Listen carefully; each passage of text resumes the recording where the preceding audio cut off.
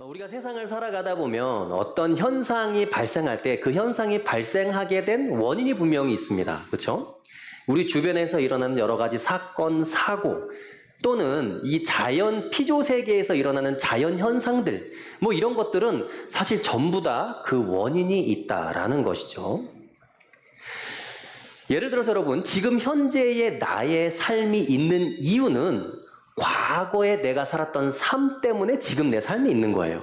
그러니까 다시 말해서 지금 내가 살아가고 있는 이 삶의 모습을 결과론적으로 볼 때 그 원인이 어디 있느냐? 과거에 내가 선택했던 선택들, 과거에 내가 삶을 살았던 삶의 태도, 나의 습관, 나의 생각, 그 모든 것이 복합적으로 원인이 되어서 지금 나의 삶의 모습의 결과물을 만들었다라는 것입니다.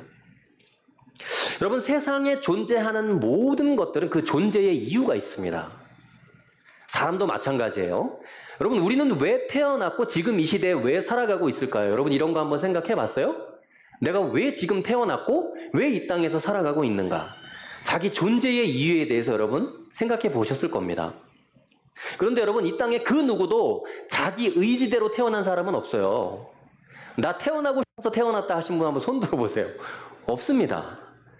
그것은 나의 의지대로 태어날 수 없는 거예요. 왜냐하면 여러분, 생명을 주신 하나님, 그러니까 생명이라는 한자 자체가 날생자의 목숨명인데 그 목숨명은 사실 우리가 명령하다라고 할 때 그 명령 명자입니다. 살라고 하신 하나님의 그냥 명령이에요. 그러니까 내가 내 의지대로 태어난 것도 아니고 하나님이 나를 이 땅에 보내셔서 그냥 살라고 하신 명령입니다. 그런데 여러분, 대부분의 사람들이 내가 왜 살아가야 되는지, 내가 왜 이 땅에 존재해야 되는지 그 존재의 이유에 대해서 명확하게 대답하는 사람이 거의 없어요. 그런데 여러분, 성경에는 내가 왜 이 땅에 보내어졌고 하나님이 나를 왜 창조하셨고 내가 왜 살아가게 하나님이 하셨는지 그 이유에 대해서 명확하게 이야기해주고 있습니다. 이사야 43장 7절 말씀 한번 읽어볼까요? 함께 읽겠습니다. 시작. 내 이름으로 불려지는 모든 자, 곧 내가 내 영광을 위하여 창조한 자를 오게 하라. 그를 내가 지었고 그를 내가 만들었느니라. 자, 내 이름으로 불려지는 나의 모든 백성들을 하나님이 만드신 이유가 뭐라고요? 누구의 영광을 위하여? 하나님의 영광을 위하여. 그러니까 우리가 이 땅에 살아가는 이유, 우리가 존재하는 이유는 하나님의 영광을 위해서 존재한다라는 겁니다. 한 구절 더 읽어볼까요? 이사야 43장 21절입니다. 함께 읽겠습니다. 시작. 이 백성은 내가 나를 위하여 지었나니 나를 찬송하게 하려 함이니라. 자, 하나님을 찬송하게 하려고 우리를 지으셨다는 거예요. 나를 이 땅에 태어나게 하셨다라는 겁니다. 이 두 가지를 정리하면 우리가 이 땅에 태어나서 살아가는 이유와 목적은 하나님의 영광을 위하여, 그리고 하나님을 찬송하게 하려고 우리를 이 땅에 살아가게 하신다라는 것입니다. 거기에 우리의 존재의 이유가 있다는 거예요. 만약에 내가 하나님의 영광을 위하여 살고 있지 않다라고 한다면 여러분, 우리는 존재의 목적대로 살고 있지 않은 겁니다. 하나님의 영광을 위해서 살고 있지 않고 나 자신을 위해서 살고 있다면 존재의 이유대로 살고 있지 않은 거예요. 여러분, 사실 이게 대단히 심각한 겁니다. 대단히 큰 위기예요. 내 삶이 내 존재의 이유와 목적대로 살고 있지 못하다면 내가 이 땅에 존재할 이유가 없는 겁니다. 여러분이 어떤 일을 할 때 자주 사용하는 도구가 있을 거예요. 근데 어느 날 그 도구의 쓰임새, 그러니까 그 도구를 내가 써야 되는 이유가 없어졌어요. 그럼 여러분, 그 도구 어떻게 하실 거예요? 어디다 처박아 두거나 당근에다 팔겠죠. 폐기 처분하겠죠. 그 도구 입장에서는 여러분, 대단히 위험한 지경에 놓인 거예요. 우리가 삶을 살아갈 때 우리의 존재의 이유대로, 목적대로 살고 있지 않다면 폐기 처분당할 수도 있는 아주 위기의 상황이라는 거예요. 예수님이 뭐라고 말씀하셨어요? 나는 참포도나무여, 너희는 가지니 가지마다 열매를 맺지 않으면 내 아버지께서 아낌없이 너희를 주워다가 불구덩이에 던져 넣을 것이라고 말씀하셨어요. 나는 참포도나무고 너희는 가지야. 그런데 가지가 존재해야 되는 이유는 뭐야? 열매를 맺어야 된다. 그러니까 열매를 맺지 못하면 가지로서의 기능을 못하는 겁니다. 그러니까 존재할 이유가 없다는 거예요. 그래서 불구덩이에 아낌없이 던지리라. 예수님이 그렇게 말씀하셨어요. 그래서 여러분, 그리스도인의 삶에 있어서 가장 중요하고 핵심이 되는 게 뭐냐? 뭘 열심히 많이 섬기고 착한 일을 하고 기도를 열심히 하고 뭐 이런 거 다 좋습니다. 그런데 가장 중요한 건 뭐예요? 하나님이 나를 창조하신 목적대로 사는 겁니다. 그게 핵심이에요. 그게 빠진 상태에서 주일날만 와서 예배 열심히 드리고 찬양 열심히 한다 그래서 여러분 될 일이 아니라는 거예요. 오늘 본문에서 바울이 빌립보 교인들에게 존재의 이유와 목적을 명확하게 설명하고 있어요. 우리 11절 말씀 한번 읽어볼까요? 11절입니다. 함께 읽겠습니다. 시작. 예수 그리스도로 말미암아 의의 열매가 가득하여 하나님의 영광과 찬송이 되기를 원하노라. 자, 바울이 그토록 사랑하는 빌립보 교인들에게 던지는 메시지입니다. 너희의 존재의 이유, 너희의 삶의 목적, 그것은 바로 하나님의 영광과 찬송이 되는 것이다. 너희 존재 자체가. 그런데 이게 어떻게 가능하냐? 어떻게 하나님의 영광이 되고 어떻게 하나님의 찬송이 되는 삶을 살 수 있을까? 바울이 얘기하죠. 의의 열매가 가득해야 돼. 의의 열매를 통해서, 하나님의 의의 열매를 통해서만 그런 삶을 살 수 있다는 거예요. 너희가 예배 열심히 드려야 된다. 주일날 빠지지 않아야 된다. 헌금 열심히 해야 된다. 바울은 그렇게 얘기하지 않습니다. 의의 열매를 맺어야만 하나님께 영광이 되는 삶을 살 수 있다고 설명하는 거예요. 자, 어떻게 하면 의의 열매를 맺을 수 있을까요? 어떻게 하면 의의 열매를 맺어서 우리의 창조의 이유와 목적, 존재의 이유대로 살 수 있을까요? 지금 바울은 자신의 삶을 통해서 그걸 보여주고 있습니다. 빌립보 교인들에게. 그걸 친절하고 구체적으로 설명하고 있어요. 3절 말씀 한번 읽어볼까요? 3절입니다. 읽겠습니다. 시작. 내가 너희를 생각할 때마다 나의 하나님께 감사하며. 자, 바울이 지금 하나님께 감사하고 있는 이유가 뭐예요? 너희 때문이라는 거예요. 다른 사람 때문이라는 겁니다. 감사의 이유를 자기 자신에게서 찾지 않고 타인에게서 찾고 있습니다. 여러분, 굉장히 특이합니다. 일반적이지 않아요. 우리는 보통 어떤 때 하나님께 감사합니까? 내 일이 잘 풀리고 내가 잘 될 때 하나님께 감사하죠.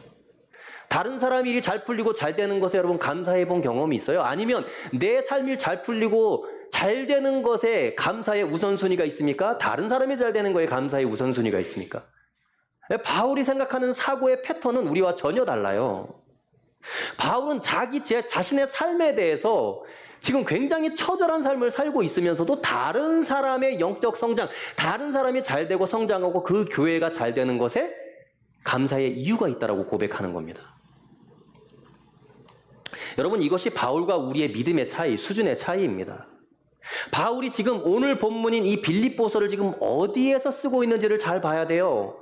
소위 말하는 감옥에 갇혀서 쓴 서신서 4개가 있습니다. 옥중서신이라고 하는데 엡빌골몬이에요. 에베소서, 빌립보서, 골로새서, 빌레몬서.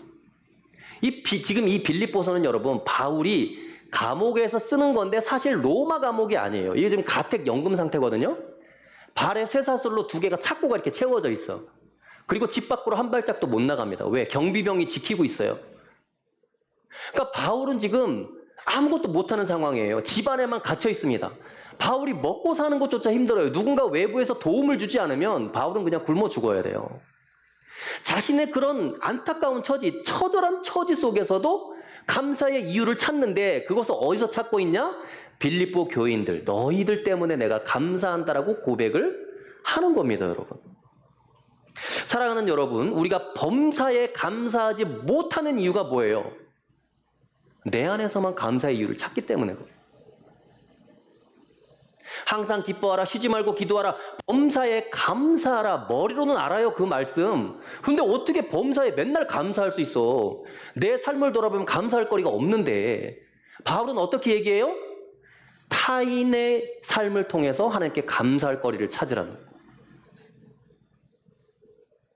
사실 바울이 지금 이 2발에 착고가 채워지고 집 밖으로 한 발자국도 못 나가는 이런 상황은 여러분 왜 일어난 거예요?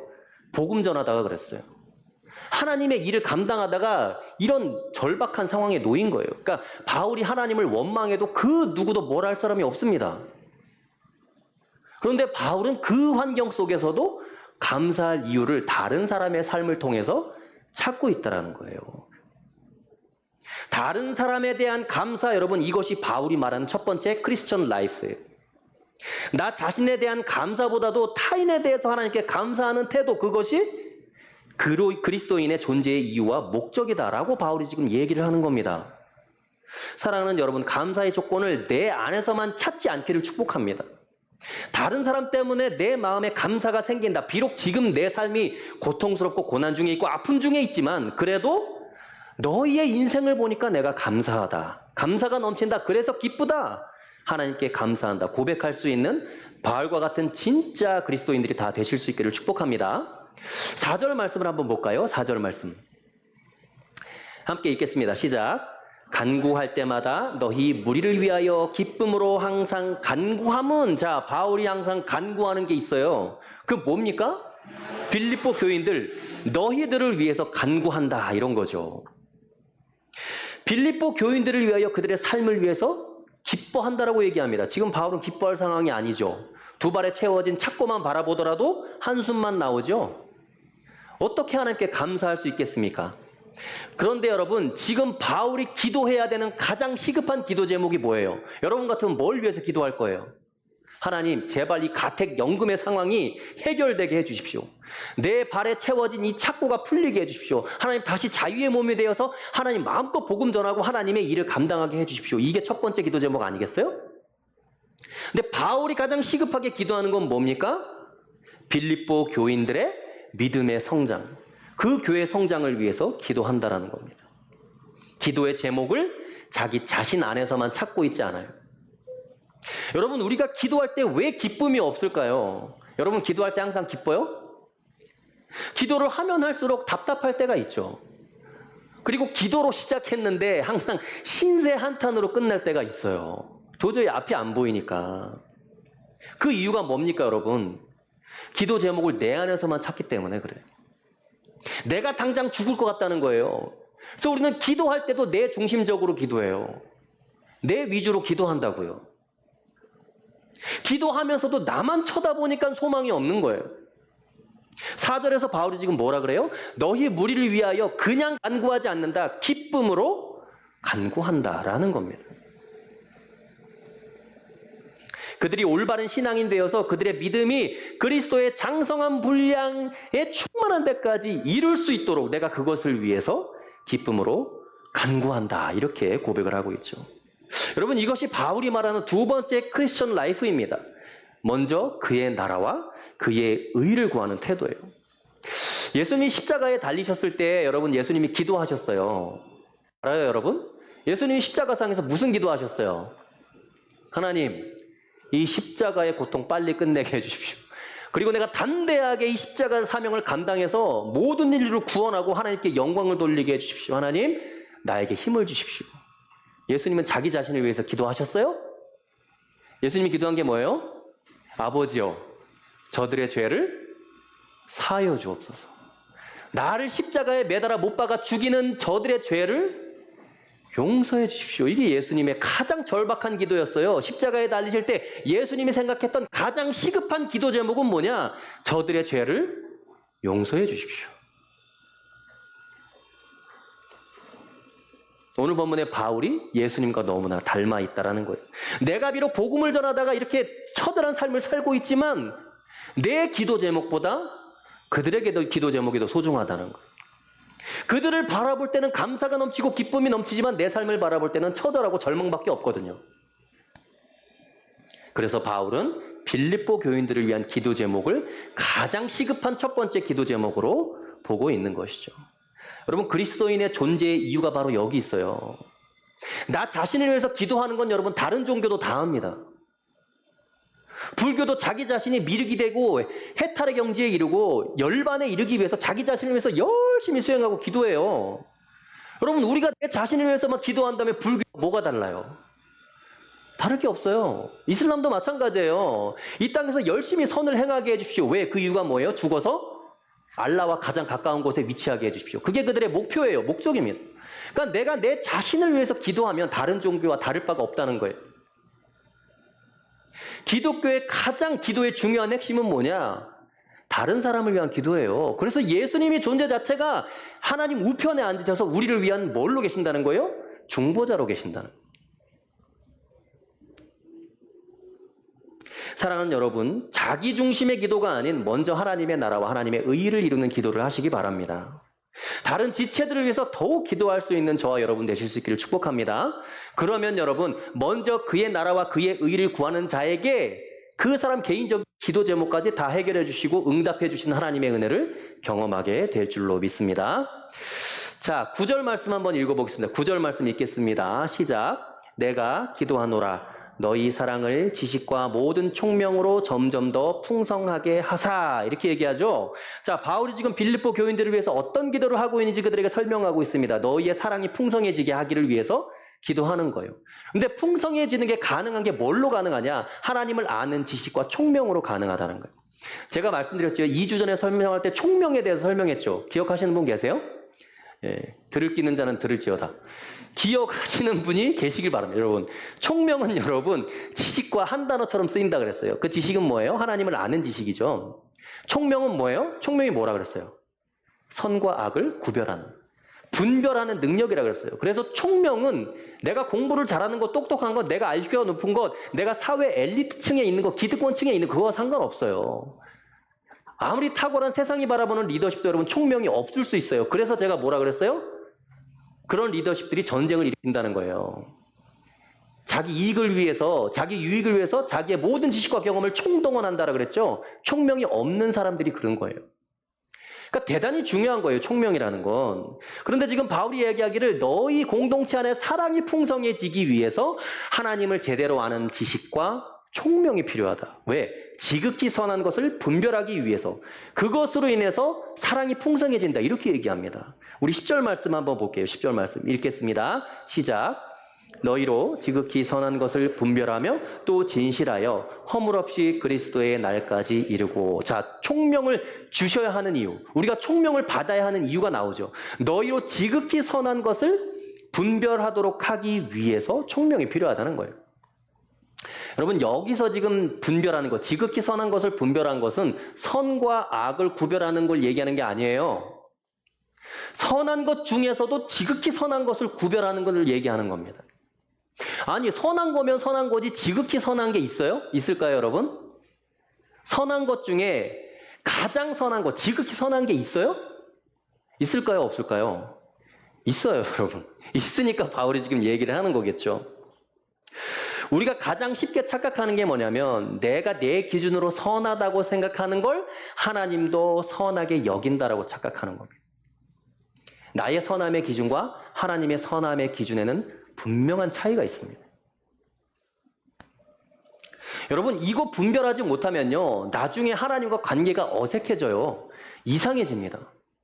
나는 선하다고 생각해서 하나님도 기뻐하신다라고 생각해서 그 일을 행했는데 하나님이 아니다라고 얘기하실 때가 있어요.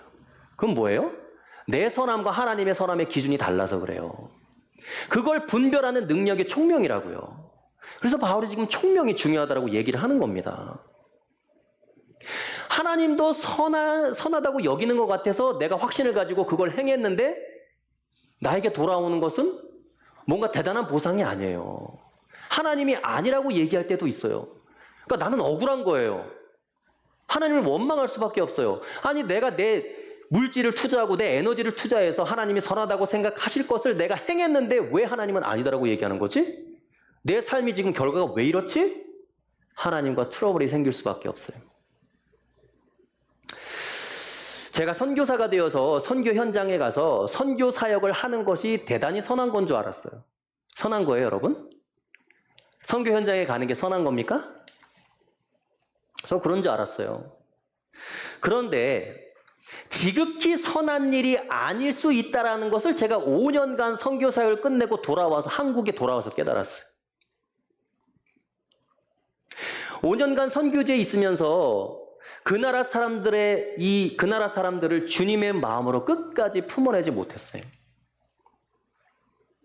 예수님처럼 그들을 완벽하게 섬기지 못했다는 거예요. 최선을 다해서 나의 모든 것을 들여서. 그러니까 항상 마음 한켠에 문화적으로 인종적으로 그들과 그어져 있는 선이 있었다는 거예요. 5년 내내 선교사의 삶을 살면서도. 그러면서 나는 어떻게 생각했느냐? 내가 이 땅에 와서 선교사로 있는 것만 해도 하나님이 선하다고 여기시겠지. 그런데 여러분, 그 자체가 지극히 선한 것이 아니다라는 것을 제가 선교 사역 끝나고 와서 깨달았어요. 대부분의 선교사들은 자신들이 선교 현장에 있다는 사실만으로 선하다고 생각합니다. 그런데 아닐 수 있다는 거예요. 지극히 선한 게 아닐 수 있다는 거예요. 대부분의 목사들이 교회를 개척하고 교회를 한다고 해서, 목회를 한다고 해서 자기는 하나님의 일을 감당하고 선한 일을 감당하고 있다고 생각하지만 아닐 수 있다는 거예요. 지극히 선한 일이 아닐 수 있다.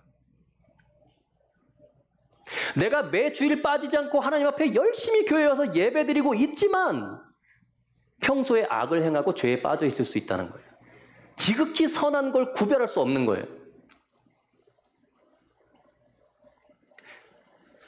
그래서 여러분, 저는 지금도 고민하는 거예요. 교회를 개척한 거 선한 일인데, 내가 생각할 땐 선한 일인데, 하나님이 생각하시는 우리 교회를 향한 지극히 선한 게 뭐냐? 그걸 분별하고 행하는 것이 우리의 삶의 존재의 이유와 목적 아니겠습니까? 여러분, 모든 게 마찬가지예요. 예배 열심히 드리지만 죄악 가운데 빠져 있을 수 있고요. 교회 열심히 나오고 헌금 잘하지만 새 속에 찌들어 살 수 있어요. 내가 생각하는 선한 것이 완벽하게 지극히 하나님이 원하시는 선함이 아니다라는 걸 늘 기억해야 한다는 겁니다.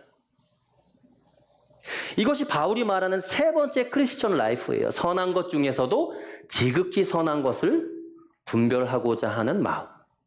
내가 생각하는 선함이 아니라 하나님께서 원하시는 지극히 선한 것을 분별하여 행하는 삶, 그리스도인의 삶, 그 존재의 이유가 거기에 있다라고 바울이 얘기하는 것이죠. 사랑하는 여러분, 표면적인 도덕적, 윤리적, 종교적 선함보다 하나님께서 나에게 진짜 원하시는 지극히 선한 것을 분별하여 행하시는 저와 여러분들 되실 수 있기를 축복합니다. 오늘 크리스천 라이프, 그리스도인의 존재와 존재의 이유와 목적 세 가지에 대해서 말씀드렸죠. 첫째는 무엇입니까? 타인에 대한 감사예요. 내 자신의 안에서 감사의 이유를 찾는 게 아니라 타인의 삶 속에서 찾는 겁니다. 둘째는 뭐예요?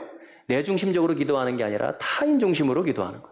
다른 사람의 기도 제목 중심으로 기도하는 것. 그게 뭐예요? 하나님의 나라와 하나님의 의를 구하는 기도라는 겁니다.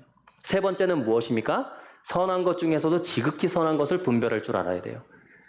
내가 선하다고 생각한 것 그 이외에 하나님이 진짜 선하다라고 말씀하시는 것. 그것을 분별할 수 있는 총명이 여러분들에게 있게 되기를 축복합니다. 이 세 가지 삶의 태도를 기억하셔서 하나님께서 우리를 창조하시고 부르신 그 이유와 목적에 부합하는 삶을 사실 수 있게 되기를 주님의 이름으로 축복합니다. 우리 함께 기도할까요?